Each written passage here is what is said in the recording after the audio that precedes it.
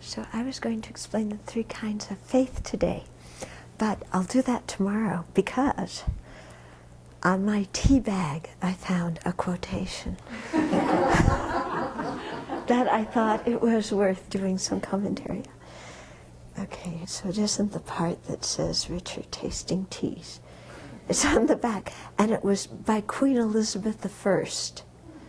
Okay, and she said, all my possessions for a moment of time.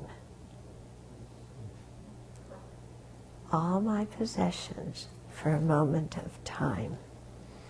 Okay?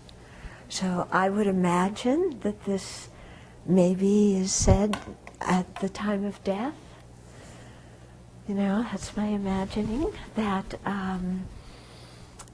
you know, having gone through the life and collected so many riches, so much fame, so much worldly pleasure and acknowledgement and, you know, the good life, so to speak, at the time of death, it's all a bunch of memories, and you can't even take your memories with you, let alone take the material things with you.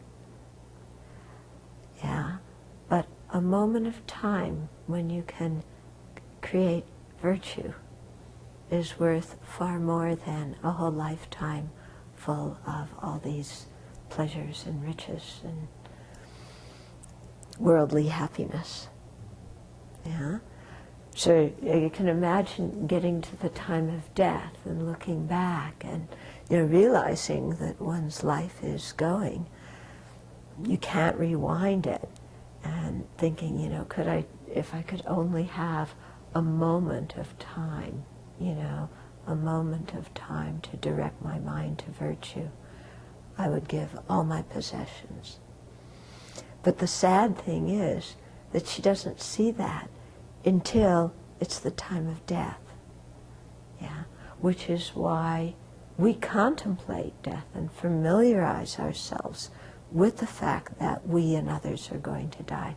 Familiarize ourselves with impermanence, so that we can give up the attachment to our possessions and have many, many moments whereby we can practice the Dharma and use our mind to create virtue, so that we don't wind up at the time of death saying, I have all this stuff, but it's meaningless, you know, and I'd give it all for one moment of time.